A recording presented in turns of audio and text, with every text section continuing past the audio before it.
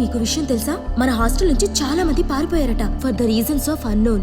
కానీ అందరూ అనుకునే నిజం ఏంటంటే మన హాస్టల్లో దెయ్యం ఉందని. చాలా మందికి షాడోలో కనిపిస్తుందట. ఇంకో ఇంట్రెస్టింగ్ ఫ్యాక్ట్ ఏంటంటే ఇప్పుడు మన హాస్టల్ ఉన్న ప్లేస్ లో ఇంతకు ముందు చెరువు ఉండేదంట. అందులో మనుషులు చంపడేసేవాళ్ళంట. ఆ చెరువు పుడిచి మన హాస్టల్ కట్టారని. కాదే, మన వార్డెన్ పెట్టే టార్చర్ తట్టుకోలేకే పారిపోయి ఉంటారు. వార్డెన్ అది. జనరేటర్ వచ్చింది. ఎవరే జనరేటర్ అన్నారు? ఎవరి జనరేటర్?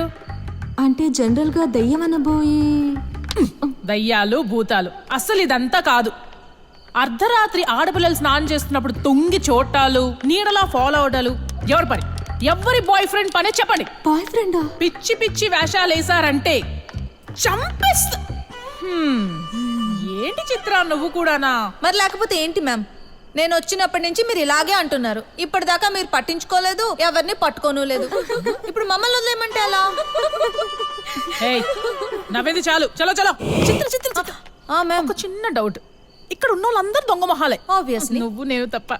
మరి నిన్ను అడుగుతాను చెప్తావా? అడగండి మ్యామ్. ఈ ముస్లిం వాళ్ళందరూ నన్ను జనరేటర్ జనరేటర్ అంటున్నారు. అంటే ఏంటమ్మా? పేరు పెట్టిందే నేనే కదా. ఏమన్నా? ఏం లేదు మ్యామ్. జనరేటర్ అంటే కరెంట్ పోయినప్పుడు వేసుకుంటారు కదా, అదే జనరేటర్. అది కాదు, నాకు జనప్రియ అని మంచి పేరుంటే జనరేటర్ అని పిలుస్తారేంటమ్మా? అంటే అది పర్లేదు, నేనేమనుకోను, కొంచెం చెప్పమ్మా. అది ప్రకాష్ సార్ వాళ్ళ ఇంట్లో వాళ్ళ ఆవిడ లేనప్పుడు ఆయన కరెంట్ ఇచ్చేది మీరేనట్టుగా. ఓ దొంగ మొహల్లారా, నన్నంత మాట అంటారా? మీకు ఏ ఫ్యూజులు లేనోడు వస్తాడే? మీ బతుకంత చీకటేనే, క్యాండిల్స్ పెట్టుకుని బతకాలే మీరు. మేడం, ఏంటే ప్రకాష్ సార్ ఇంట్లో కరెంట్ పోయిందంట.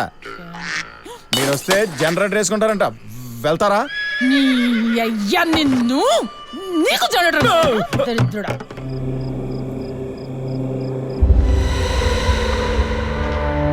నాకు భయంగా ఉంది. ఎందుకు భయం? ఎవరు లేరులేవే, భయపడకు. నేను వెళ్ళి డ్రెస్ చేంజ్ చేసుకొస్తా.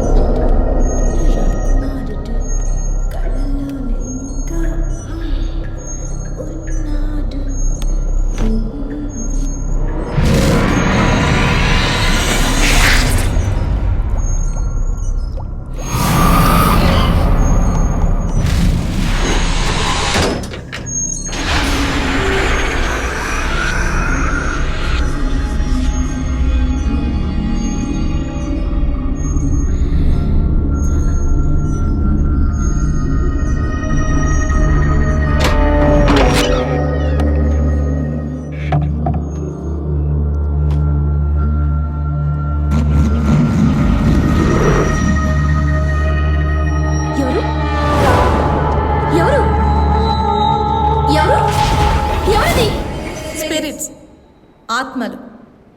ఒక మనిషి తీరని కోరికతో చనిపోతేనో లేదా ఆ మనిషి అర్ధాంతరంగా చంపబడితేనో ఆ మనిషి ఆత్మ దయ్యం అవుతుందంటారు.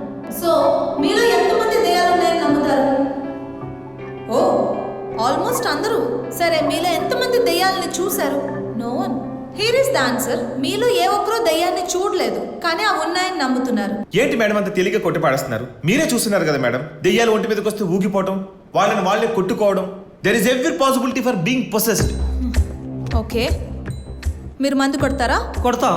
ఎందుకు కొడతారు? కిక్ కోసం. మస్తుగా మాట్లాడడానికి దమ్ము కూడా వస్తుంది. మరి ఆ కిక్కు దమ్ము మామూలుగా ఉన్నప్పుడు రావే? ఎందుకంటే డ్రింక్ చేసినప్పుడు మీ సబ్ కాన్షియస్ మైండ్ యాక్టివేట్ అవుతుంది. అది మీలో దాగి ఉన్న ఎనర్జీని పంప్ చేస్తుంది. ఇది అంతే. మైండ్ హైపర్ యాక్టివ్ అవడం వల్ల, ఎదుటి వాళ్ళ గురించి ఎక్కువ ఆలోచించడం వల్ల ఇలా జరుగుతుంది. ఓకే, కాసేపు దెయ్యాలు ఉన్నాయని అనుకుందాం. ఒక మనిషి దెయ్యమై అతన్ని చంపిన వాడిని చంపాడనే అనుకుందాం. మరి చచ్చిన వాడు దెయ్యమై ఆ చంపిన దెయ్యం మీద పగ తీర్చుకోవాలిగా. రోజు ఎన్నో మర్డర్లు, బాంబ్ బ్లాస్ట్లు జరుగుతున్నాయి.